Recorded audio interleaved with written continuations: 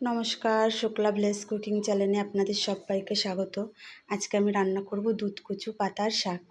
শাকটাকে প্রথমে কেটে নিলাম, তারপরে নিয়ে নিলাম রসুন, কাঁচা লঙ্কা, কালো জিরে।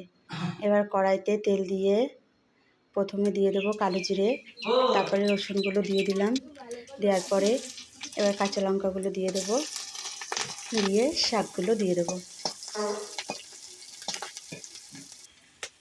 শাকগুলো দিয়ে দেওয়ার পরে এবার এটাকে একটু নাড়াচাড়া করে নেব।